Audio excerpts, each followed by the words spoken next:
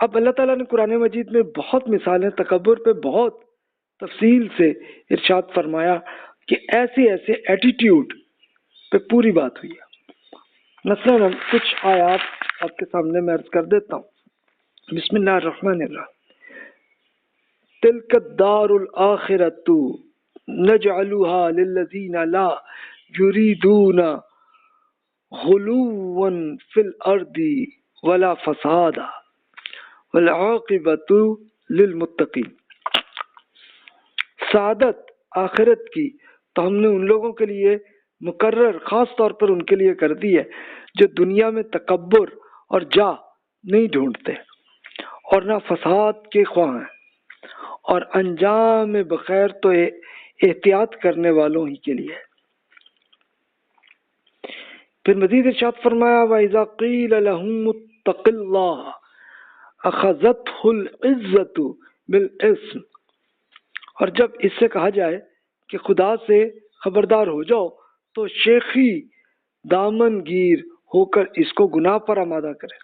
یہ بالکل extreme level کا تکبر یہ منکرین پہ تھا کہ جب رسول اللہ صلی اللہ علیہ وسلم وہ دعوت پہنچاتے تھے تو وہ اس کا بالکل مذاق اڑا کے اور خود جان بوجھ کے وہ گناہ کر لیتے تھے۔ تو ہمارے ہاں بھی ایسی مثالیں آپ کو بھی زندگی میں کہیں نہ کہیں ملی ہوں گی۔ ان سب سے ہمیں بچنا ہے۔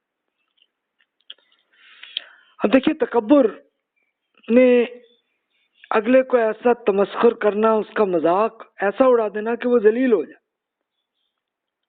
تو ایک علت استکبار کہ اصل اس کی ریزن کیا ہوتی ہے کہ ہم اگلے کو اپنے کو خود کو ہم برتر فرض کر رہے ہوں اور دوسرے کو ہم کمتر کر رہے ہیں اور اسی کا پروپیگنڈا ہم کر رہے ہوتے ہیں۔ اور اللہ تعالیٰ نے سب سے بڑا گناہ اس تکبر کو قرار دیا۔ نفرت اور کینہ کی بھی ایک ریزن ہوتی ہے نا کہ ہمارے ہاں کوئی نفرت ہوتی ہے، کوئی کینہ ہوتا ہے کسی کا، تو اس کو بھی ذلیل کرنے کے لیے ہم وہ بھی کرتے ہیں، تو یہ بھی شکل پھر تکبر کی بن جاتی ہے۔ دوسروں کے متعلق سوچنے کا منفی انداز کہ ہر ایک کو حقیر سمجھنا یہ آ جاتا ہے، تو یہ سب چیزیں حسد کی وجہ سے آتی ہیں، اور حسد پہ پچھلے لیکچر میں ہماری تفصیلی بات چل رہی تھی۔ کثرت کلام اور بنا سوچے سمجھے بولنے کی عادت جب بن جاتی ہے تو تب بھی آہستہ آہستہ تکبر تک آدمی آ جاتا ہے۔ یہ حسد میں یا اس نوعیت کی چیزیں پھر یہ ایک چیز ہے کہ جب ہم بولنے لگیں تو پہلے ہم تھوڑا سا ذہن میں کنٹرول کر لیں، سوچ لیں ہم صحیح کہہ رہے ہیں، بات غلط تو نہیں ہے، تو اس پہ اپنا ہم سیلف اسیسمنٹ کر لیں تو ہماری پرسنالٹی اچھی ہو جاتی ہے۔ احساس کمتری کچھ لوگوں میں ہوتا ہے کہ وہ اپنے آپ کو جب دوسرے لوگ اس کو ذلیل کر رہے ہوتے ہیں تو وہ پھر اگلا بھی تکبر کرنے لگتا ہے۔ یہ آپ کو اگزامپل ملیں گی اسپیشلی دیہاتی کلچر میں کہ جیسے مثلا کہ کسی کو ملازم کو ایک بڑا وہ حقیر سا کرنا تو اگلا بھی پھر آہستہ آہستہ اس کو بھی عادت بن جاتی ہے اور وہ بھی ایسی حرکتیں کہ کمتری کی وجہ سے وہ بھی آ جاتے ہیں۔ بدگمانی یہ وہی جو پچھلے لیکچر میں ہماری بات چل رہی تھی کہ اگلے کے خلاف کچھ ایک ہمارے اندر کینہ ہوتا ہے تو ہم پھر اس کو حقیر کرنے کی کوشش کر رہے ہوتے ہیں، تو یہ بھی پھر تکبر کی شکل بن جاتی ہے۔ پھر مخاطب کو محض خوش کرنے کے لیے بھی، یعنی جو اگلوں کو پسند نہیں ہے جو بندہ، تو اسی کے بارے میں ہم بھی جناب ویسا مذاق کرنا شروع کر دیتے ہیں، یہ سب ہے۔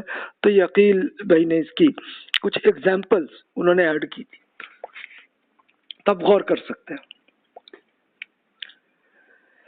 اب کچھ اور ایگزامپلس مزید ہم کرتے ہیں کہ جس سے ہمیں ایک اپنے آپ کو تحقیر آمیز رویے سے بچنے کے لیے کچھ سجیشنز ہیں کہ اگر آپ تکبر کی وجہ سے مذاق اڑاتے ہیں تو جان لیجئے کہ تکبر حرام ہے، اور اونٹ تو شاید سوئی کے ناکے میں داخل ہو جائے لیکن متکبر شخص جنت میں نہیں جائے گا، یہ یاد رکھیں۔ اتنا بڑا گناہ ہے، یعنی یہ اتنا بڑا گناہ ہے کہ شرک کو جیسے اللہ تعالیٰ نے لیا ہے اس کو تکبر کو بھی اس سے بالکل قریب ہی اس لیول پہ رکھا۔ یعنی تکبر کیا ہوتا ہے کہ آدمی اپنے آپ کو بڑا اور اعلیٰ لیول پہ سمجھتا ہے اور دوسرے کو حقیر سمجھتا ہے، یہ ہے تکبر۔ اس کو ایک صحابی نے رسول اللہ صلی اللہ علیہ وسلم سے یہ کوشچن کیا کہ جی میری خواہش ہوتی ہے کہ اچھے کپڑے پہنوں، اچھے جوتے پہنوں، اچھا کوئی گھوڑا بھی ہو جائے، تو کیا یہ تکبر نہیں ہے؟ تو رسول اللہ صلی اللہ علیہ وسلم نے فرمایا نہیں بھائی، یہ تو ایک آپ کی خوبصورتی ہے جو آپ چاہ رہے ہیں اور اللہ تعالیٰ کو پسند ہے۔ تکبر اس چیز کا نام ہے کہ آپ پہ جو حق بات آ جائے تب بھی آپ اسے ریجیکٹ کر دیں اور لوگوں کے معاملے میں اپنے آپ کو اعلیٰ لیول پہ سمجھیں، یہ تکبر ہے۔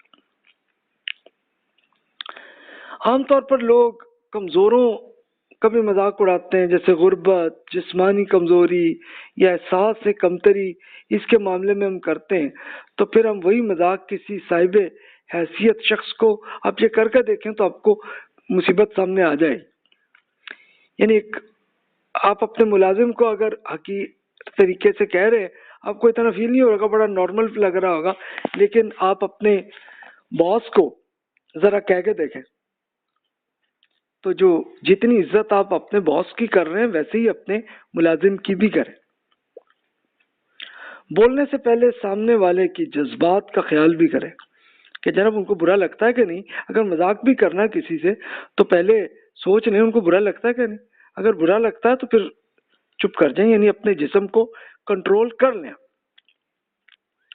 دوسروں کے متعلق گفتگو کرنے میں احتیاط برتری جائے اور ان کی پردہ پوشی بھی کی جائے، یعنی اگلے کی کوئی ویکنیس، کچھ ان کی کمزوری، کوئی برائی بھی آ جائے تو اس کو اب ہمیں چھپا کے رکھنا ہے، اس کا نام، اس کا پورا کوئی اعلان ہم نے باہر نہیں کرنا۔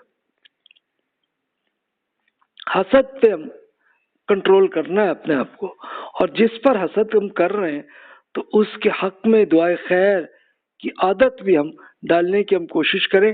یعنی اگر کسی بندے سے ہمیں حسد ہو بھی رہا ہے تو تب بھی ہم اسی بھائی کے ساتھ پورے خلوص کے ساتھ ہی ملیں اور اسی کے لیے دعا کیا کریں۔ نفرت، کینہ، غصہ اور دیگر اخلاقی آفات پہ نظر رکھیں تو انہیں ہم اپنی شخصیت اور نفسیات کا حصہ بننے سے روکنے کی ہم کوشش کریں تو انشاءاللہ ہم اس سے اللہ تعالیٰ اسے کامیاب کر دیتے ہیں، بچا لیتے ہیں۔ غلطی ہو جانے کی صورت میں اس شخص سے معافی مانگی بھی جائے۔ اگر کسی کے لیے ہم نے کوئی غلط حرکت کر بھی بیٹھے، ایک دم ایک اچانک کوئی جگت آ گئی، ہم نے کہہ بھی دیا، تو پھر معذرت بھی کرنا تاکہ وہ تو ڈیلیٹ ہو جائے۔ چلو ان کو اگر برا بھی لگا ہو تو چلو وہ بھی پھر ہنس لیں گے اور معاملہ برابر ہو جائے گا۔ اسی طرح اپنے لیے جرمانے کا کوئی نظام بھی ایک طے کر لیں کہ اگر ہم کسی کے ساتھ کوئی تحفہ ایک طے کر لیں کہ اچھا یار اگر میرے سے یہ حرکت ہوئی تو میں اگلے آپ کو اتنی اماؤنٹ کا اتنا جو ہے نا وہ دوں گا، اس کو رکھیں گے تو انشاءاللہ اپنا کنٹرول اچھا ہو جائے۔ پھر فوراً جیسے جب کوئی ایسی مذاق اس طرح کا کہ اگلے کو حقیر کرنے کی آ رہا ہوگا تو فوراً کلک اپنے اندر آ جائے گا، یار اس کا نقصان بھی دینا پڑے گا، تو فوراً یاد آ جائے گا، تو یہ کنٹرول ہم کر سکتے ہیں۔ اگر یہ شک ہو کہ یہ محض مزاح ہے تو پھر خاموشی کو جائز مزاح پاری ایک اپنے آپ کو رکھیں، بس کہ اس سے زیادہ نہ ہے، ایک اتنا کنٹرول کرنے کی ہم کوشش کریں تو انشاءاللہ پرسنالٹی ہماری اچھی ہو جائے گی۔ ابو یحییٰ بھائی اس کے لیے کچھ وہ مشورہ یہ بھی عرض کرتے ہیں کہ عذر اور اعتراف کے فرق کو محسوس کر لیں۔ عذر ہوتی ہے ریزن کہ جناب سوری ریزن یہ ہے، اور اعتراف یہ ہوتا ہے کہ جناب واقعی مجھ سے غلطی ہوئی ہے۔ تو دونوں میں ذرا فرق کو محسوس اگر ہم کر لیں، ورنہ ہوتا کیا ہے کہ اگر ہم نے کوئی غلط حرکت کر لی تو اگلے نے کچھ کہہ دیا تو ہم پھر اس کی وہ ریزن بیان کرنا شروع کر دیتے ہیں۔ اس کی کوئی ضرورت نہیں، بلکہ ہم اپنی غلطی کو فوراً مان لیں تو پھر مسئلہ حل ہو جاتا ہے۔ اکبر شاہ خان نجیب آبادی صاحب جیسے وہ بیان کرتے ہیں کہ فرقہ واریت کے ذریعے نفرت کو چھوڑ کر صرف قرآن مجید اور قابل اعتماد احادیث کا مطالعہ کریں اور اسی کی دعوت کا کام کریں تو پھر انشاءاللہ ان چیزوں سے، تکبر سے اور ان سب اور بیماریوں سے ہم بچ جائیں۔